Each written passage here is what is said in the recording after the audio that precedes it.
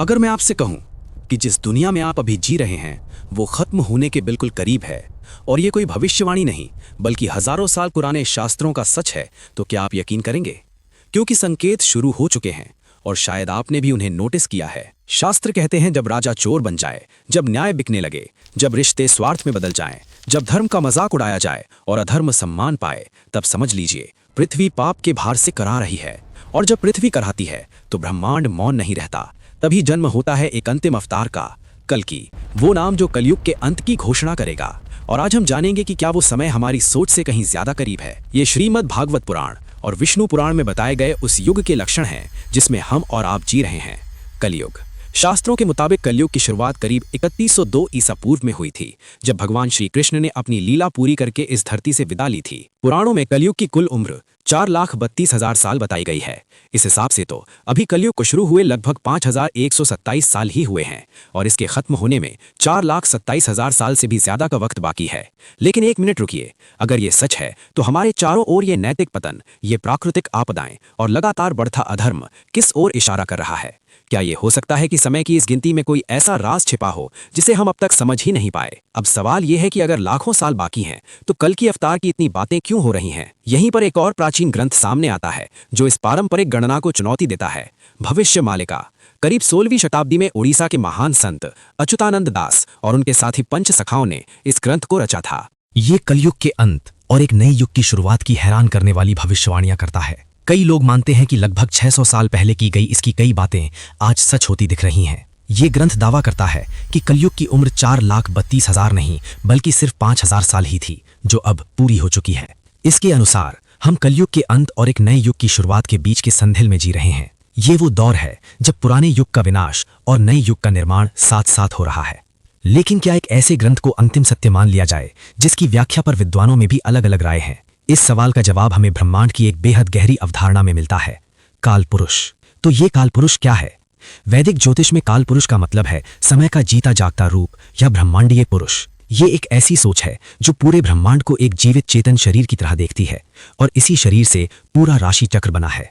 जरा कल्पना कीजिए एक विशाल ब्रह्मांडीय इंसान की जो समय के महासागर में लेटा हुआ है। उसका सिर मेष राशि है, उसका चेहरा वृषभ राशि है, उसकी भुजाएं मिथुन राशि है, उसका दिल कर्क राशि है और इसी तरह उसके पैर मीन राशि तक फैले हैं। ये सिर्फ एक कल्पना नहीं है बल्कि ये वो नक्शा है जो बताता है कि ग्रह और नक्षत्र हमारे शरीर और हमारी चेतना पर कैसे असर डालते हैं। लेकिन इसका सबसे बड़ा राज ये है कि इसी काल पुरुष के शरीर में सतयुग, त्रेता, द्वापर और कलयुग समाये हुए हैं। वो अपनी एक ही सांस में पूरे कल्प को जी लेता है। काल पुरुष का सिद्धांत हमें ये बताता है कि हम इस ब्रह्मांडीय खेल में सिर्फ दर्शक नहीं हैं। हमारा हर काम, हमारी हर सोच इस ब्रह्मांडीय चेतना को प्रभावित करती है। हम सब उस विशाल शरीर की एक छोटी सी कोशिका की तरह है। जब समाज में अधर्म और पाप पड़ता है तो ये ठीक वैसा ही है जैसे काल पुरुष के शरीर में कोई बीमारी पैदा हो गई हो। और जब कोई बीमारी अपनी चरम सीमा पर पहुंच जाती है तो शरीर खुद को बचाने के लिए अपनी इम्यूनिटी को एक्टिवेट करता है। कलयुग के मामले में वही इम्यूनिटी, वही अंतिम इलाज है भगवान विष्णु के 10वें अवतार भगवान कल्कि। जब धर्म की हानि होती है और अधर्म बढ़ता है तब भगवान खुद इस धरती पर आते हैं। श्रीमद् भागवत पुराण और कल्कि पुराण साफ साफ कहते हैं कि कलयुग के अंत में जब पाप अपने चरम पर होगा तब भगवान कल्कि का अवतार होगा। जब गुरु, सूर्य और चंद्रमा एक साथ पुष्य नक्षत्र में आ जाएंगे तब भगवान कल्कि का जन्म होगा। ये जन्म उत्तर प्रदेश के संभल नाम के गांव में विष्णु यश नाम के एक श्रेष्ठ ब्राह्मण के घर उनकी पत्नी सुमति की कोख से होगा। भगवान कल्कि 64 कलाओं में माहिर होंगे। वे देवदत्त नाम के एक दिव्य सफेद घोड़े पर सवार होकर अपनी विनाशकारी तलवार से दुष्टों और पापियों का अंत करेंगे।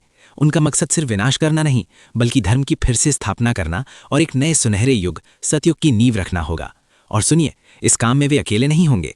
शास्त्रों के अनुसार हनुमान जी, परशुराम जी और महर्षि व्यास समेत 7 चिरंजीवी उनकी मदद के लिए पृथ्वी पर प्रकट होंगे। अब एक पल रुककर सोचिए, हमारे चारों ओर जो हो रहा है, प्राकृतिक आपदाएं, समाज में गिरावट और बढ़ते झगड़े, क्या ये सब सिर्फ एक इत्तेफाक है? आपको क्या लगता है, क्या हम सच में भगवान कल्कि के स्वागत की दहलीज पर खड़े हैं? नीचे कमेंट्स में हमें जरूर बताइए। जब हम कलयुग का अंत सुनते हैं तो मन में दुनिया के खत्म होने और महाप्रलय की तस्वीरें आती हैं, लेकिन शास्त्र कहते हैं कि ये अंत एक महापरिवर्तन होगा, पूरी तरह विनाश नहीं। संहार सिर्फ उन लोगों का होगा जो अधर्म और पाप के रास्ते पर हैं।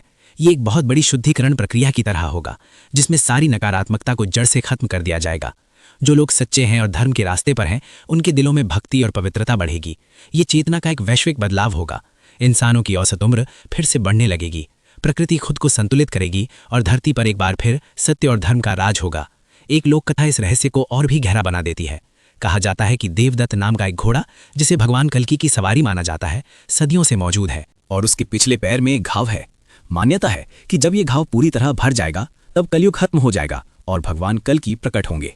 ये कहानी भले ही प्रामाणिक ना हो, लेकिन ये गहरे सच की ओर इशारा करती है कि समय धीरे धीरे अपने अंजाम की ओर बढ़ रहा है। तो आखिर कलयुग का अंत कब होगा? क्या ये लाखों साल दूर है जैसा पुराण बताते हैं, या फिर भविष्य मालिका के अनुसार ये बस कुछ ही सालों की दूरी पर है?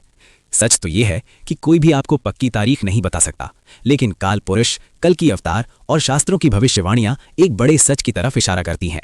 अंत निश्चित है। तो असली सवाल ये नहीं है कि कलयुग कब खत्म होगा, असली सवाल ये है कि जब तक ये है हम इसमें कर क्या रहे हैं। काल पुरुष का सिद्धांत हमें याद दिलाता है कि हम इस ब्रह्मांडीय शरीर का एक अहम हिस्सा हैं। हमारा हर काम, हमारी हर सोच मायने रखती है। तो क्या हम अपनी चेतना को पवित्र करके आने वाले सतयुग के लिए खुद को तैयार कर रहे हैं, या फिर हम कलयुग के अंधेरे में ही खोए रहना चाहते हैं? चुनाव आपका है। भगवान कल्कि का आना सिर्फ एक बाहरी घटना नहीं होगी, ये एक आंतरिक क्रांति भी होगी। ये उन सभी के लिए एक नए युग की शुरुआत होगी जो सत्य, धर्म और दया के रास्ते पर चलने को तैयार हैं। अगर इस वीडियो से आपने कुछ सीखा या जाना है तो इसे लाइक करें और अपने दोस्तों और परिवार के साथ शेयर करें, और हमारे चैनल सनातन सीक्रेट्स को सब्सक्राइब करना ना भूलें।